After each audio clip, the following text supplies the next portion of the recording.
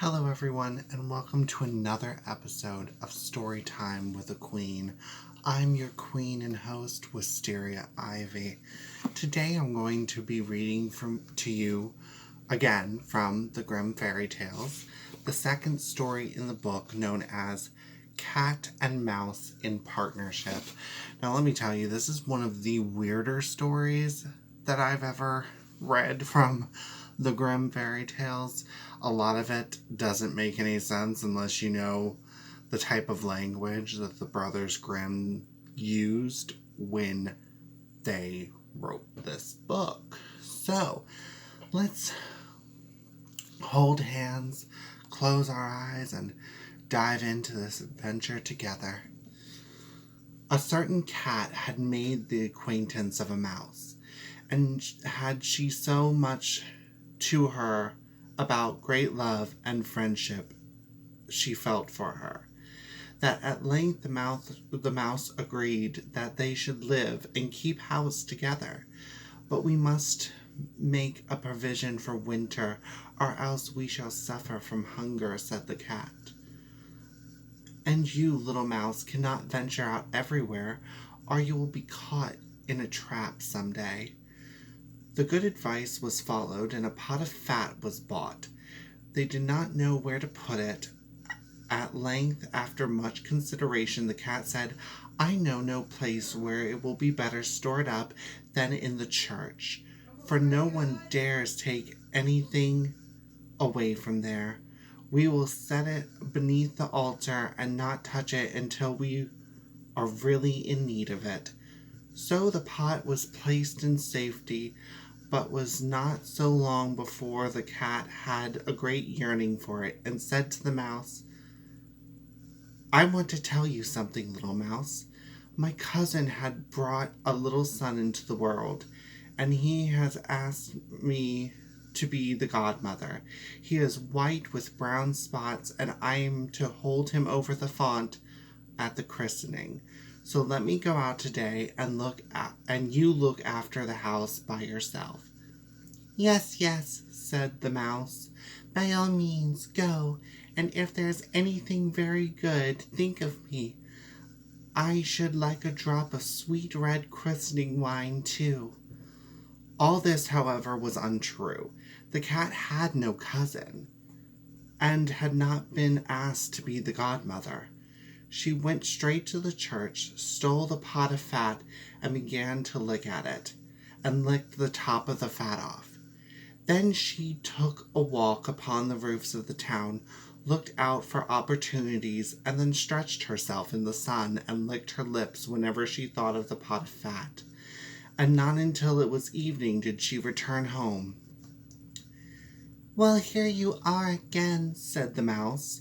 No doubt have you had a merry day. All went off well, answered the cat. What did they name the child? Top off, said the cat coolly. Top off, cried the mouse. This is a very odd and uncommon name. Is it usual one in your family? What does it matter, said the cat. It is no worse than Crumb Stealer, as your godchildren are called. Before long the cat was seized by another fit of longing. She said to the mouse, You must do me a favor, and once more manage the house for a day alone. I am asked to be a godmother, and as the child has a white ring around its neck, I cannot refuse.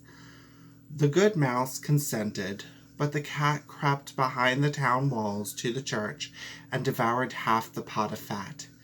Nothing ever seems so good as what one keeps to oneself, said she, and was quite satisfied with her day's work. When she went home, the mouse inquired, And what was this child christened? Half done, answered the cat. Half done?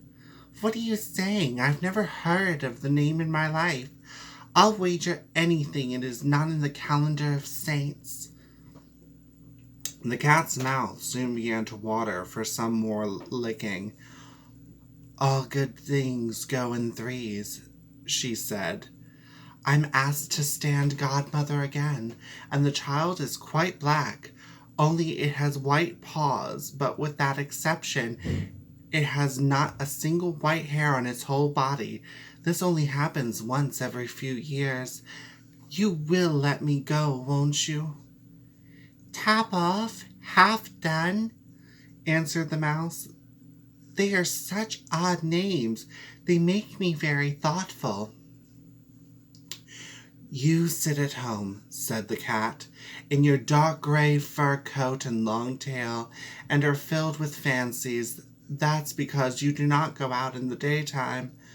During the cat's absence, the mouse cleaned the house and put it in order, but the greedy cat entirely emptied the pot of fat. When everything is eaten up, one has some peace, she said to herself, and well filled with fat. She did not return home until night. The mouse once again asked what name had been given to the third child. It will not please you more than the others, said the cat. He is called All Gone. All Gone? Cried the mouse. This is the most suspicious name of all. I have never seen it in print.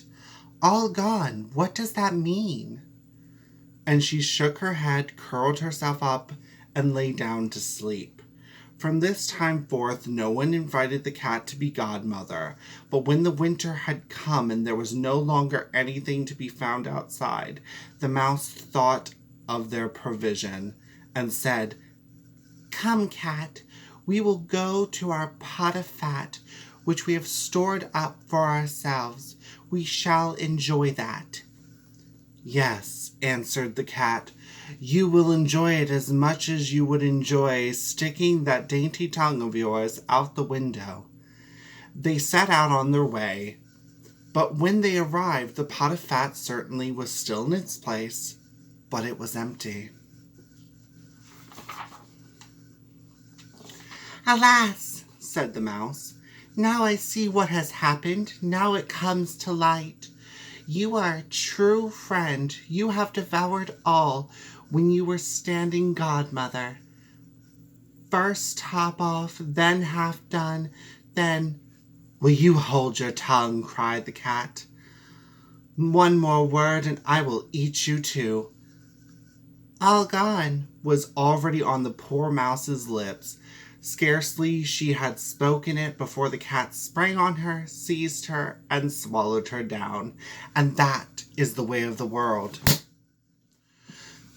So that is our story for today. One thing I like to do when I make these videos is, even if I have trouble following the way that the story reads, or I may not read it absolutely perfectly the first time, I want to show that sometimes, even when you're good at reading or a fair reader, you can stumble, you can make mistakes, you can lose track of where you were.